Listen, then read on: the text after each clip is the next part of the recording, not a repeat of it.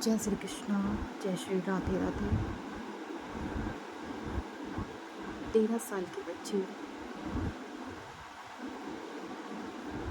किसी काम से बाहर जाती है। कोई भी काम हो सकता है, पढ़ाई का हो सकता है, ट्यूशन का हो सकता है, फ्रेंड के घर जाने का हो सकता है, कोई दवाई लाने का होता है, कोई भी काम हो सकता है। 13 साल का बच्चा पढ़ने लिखने लायक होता है तो इतना समझदार तो होता है कि वो घर के छोटे मोटे काम ट्यूशन से आते समय कर सके, पढ़ाई करने के साथ कर सके। क्या पता वो कोई छुट्टी करी हो तो सिलेबस पीछे रह गया हो, तो सिलेबस पूरा करने गई हो अपने फ्रेंड के घर। कोई भी इशू हो सकता है। फिलहाल वो लेट हो गई। वो लौट रही थी। 13 साल के बच्चे का दिमाग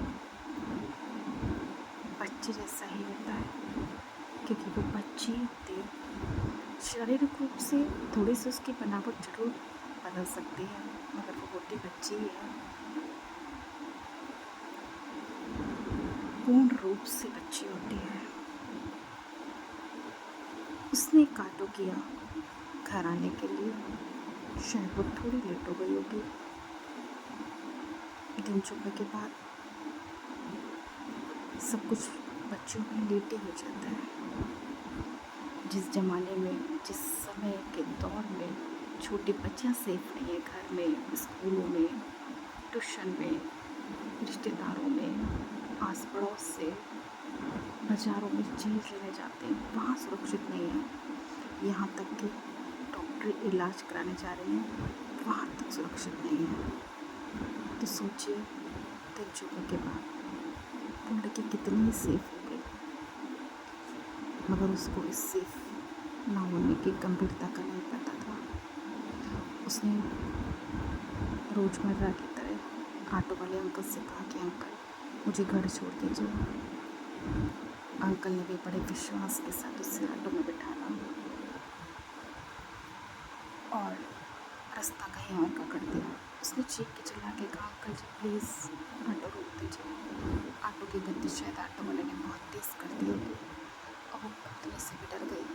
उसे नहीं पता था कि उसके साथ क्या होने वाला है। शायद वो रास्ते में ही कूद जाती। उस कांड का अगर उसे जरा सा भी पता होता तो वो चलते ऑटो से कूद जाती। या अंकल की दशा का, मनोदशा का पता होता, उनके बुरा इरादों का पता होता, तब भी वो कूद जाते, मृत्यु को गले लगा लेते, हाथ पैर तोड़ लेते। उस उनकी जो इच्छा थी उसको कभी पूरा नहीं होने देते। मैंने कहा ना, 13 साल की बच्ची छोटी होती है, शरीर से थोड़ी बाह्य तरह से जरूर वो थोड़ी परिपक्व हो सकती है, और मनोदशा उसकी छोटी ही होती है।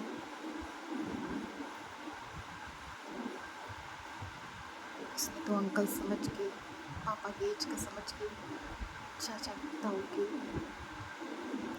घर में जितने भी बुजुर्ग आदमी होते हैं उनका समझ के उसने लिहाज कर लिया।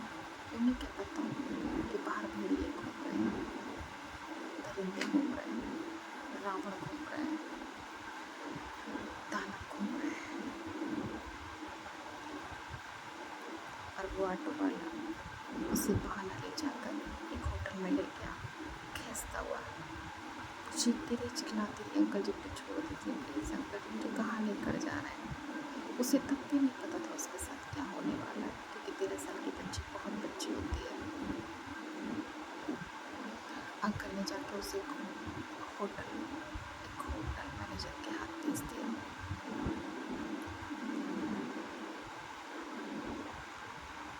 और उस लड़की के साथ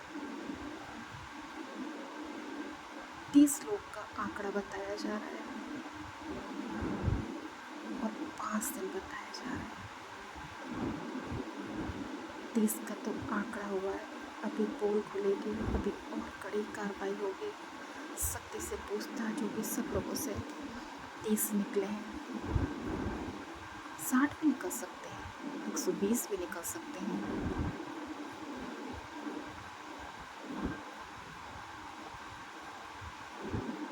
किसी तरह से उस लड़की का पता चल पाया जब रेड पड़ी किसी होटल में, पुलिस की छापेमारी हुई। किसी ने नहीं बताया कि यहाँ किस लड़की के साथ कांड हो रहा है। अचानक से छापेमारी पड़ी, शायद होटलों में पड़ती है इन्हीं कांडों को रोकने के लिए। वहाँ वो 13 साल की लड़की पाई गई, इतनी बीमार, इतनी लाचार, इतनी असहाय, इतनी असहज, इतनी उसकी जर्जर हालत हो चुकी थी। सोचिए, बच्ची 13 साल के पतरिंदे उसकी अस्मत लूट रहे थे। किसी को ये शर्म नहीं आई कि गलती और गुनाह को, अपराध को, इस कुकर्म को रोका जाए, पुलिस तक बता दिया जाए। सब शामिल होते गए इस दुष्कर्म में। किसी की आंखों में शर्म और लाज नहीं आई, किसी के दिमाग ने ये काम नहीं किया कि नहीं, हम ऐसा नहीं करना चाहिए, गलत है। सब अपराध में शामिल होते गए। 13 साल की लड़की को देख के किसी का कलेजा नहीं फटा कि वे बच्ची है, किसी की बेटी है। कोई माँ कितनी उसे ढूंढ रही होगी।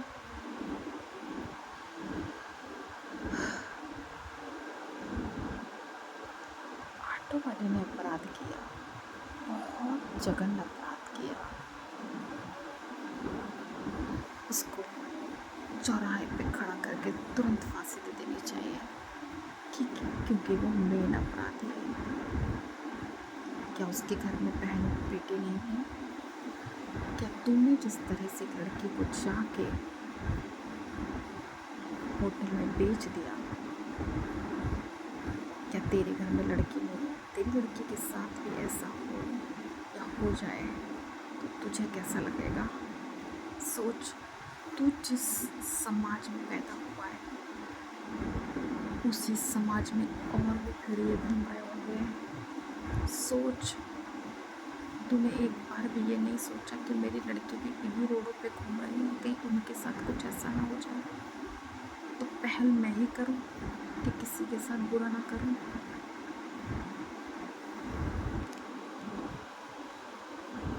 और उस होटल वाले ने, उसने कितने आराम से उस लड़की को पैसों में खरीद लिया।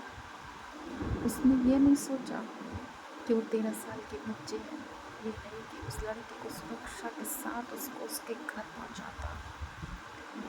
उसने भी इस अपराध में जघन्य अपराध कर डाला।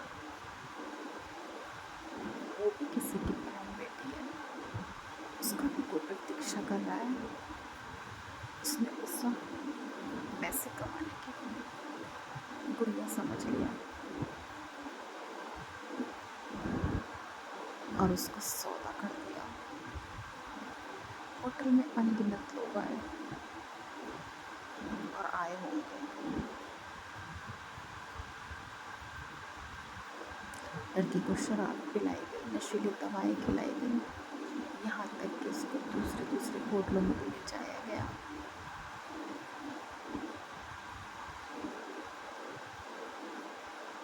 कुछ लोग पकड़े गए हैं, उनके रोड पे उन्हें घुमाया जा रहा है बलात्कारियों के नाम से।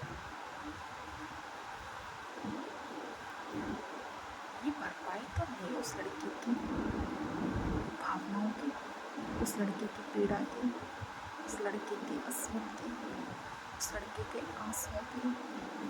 वो लड़की कितना चीखे चिल्लाई होगी, उसने कितना मना किया होगा, जिसको ये भी नहीं पता कि ABCD क्या है। किसी को तरस नहीं आया उस पर, किसी को रहम नहीं आया। सब गुनाह में शरीक होते गए, क्योंकि किसी और की बहन बेटी थी। जब तक हमारी बहन बेटियों के साथ कुछ नहीं होगा, तब तक हमको बिल्कुल शर्म नहीं आएगी, तब तक ये गुनाह के तब तक बिल्कुल नहीं रुकेंगे।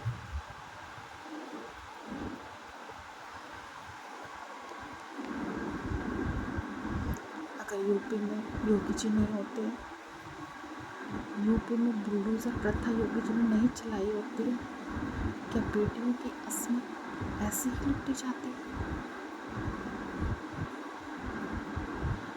इतना होने के बावजूद भी योगी जी का इतना सजा, कड़ी सजा के बाद भी इतने कांड हो रहे हैं। अगर योगी जी न होते, इस तरह के कड़ी कार्रवाई नहीं होती बुलडोजर के द्वारा, तो क्या हर दिन, हर पल, हर सेकंड, हर मिनट लड़कियों के साथ ऐसे ही होता? इतना हो भी पर तो इतना हो रहा है, और ये ना होता तो क्या होता? मेरी योगी जी से हाथ जोड़ के प्रार्थना है कि योगी जी जितने भी लड़कों ने, होटल मालिकों ने, उस ऑटो वाले ने, जिसने भी ये कुकर्म किया है, ये कांड किया है, ये अपराध किया है, मैं चाहती हूँ सबको फांसी दी जाए, सबका एनकाउंटर किया जाए, क्योंकि उस लड़की के साथ कोई एक गुनहगार नहीं है। जितने लोगों ने भी उसके साथ किया है, जितने लोगों को भी ये कांड पता है, ये कृत्य पता है, सबको एनकाउंटर किया जाए, सबके घरों में बुलडोजर चलाया जाए, और जितने भी होटलों में लड़की गई, जिस होटल में गई, सबको बुलडोजर के द्वारा नष्ट किया जाए, क्योंकि इस लड़की का अपराधी एक नहीं है, वो सभी लोग हैं जो इस गुनाह में शरीक हुए हैं, इस दुष्कर्म में शरीक हुए हैं, गैंगरेप में सभी लोग सजा के हकदार हैं। और ये तो अपराध के ऊपर भी अपराध है, इसमें कोई बख्शा नहीं जाना चाहिए, चाहे वो किसी भी जाति का हो, किसी भी धर्म का हो, किसी भी क्षेत्र का हो, किसी भी प्रतिष्ठा का हो, किसी भी सम्मान का हकदार क्यों ना हो, मगर इस तरह की जघन्य अपराध करने के बाद कोई बख्शा जाना नहीं चाहिए। जय हिंद, जय भारत, जय श्री कृष्ण, जय श्री राम।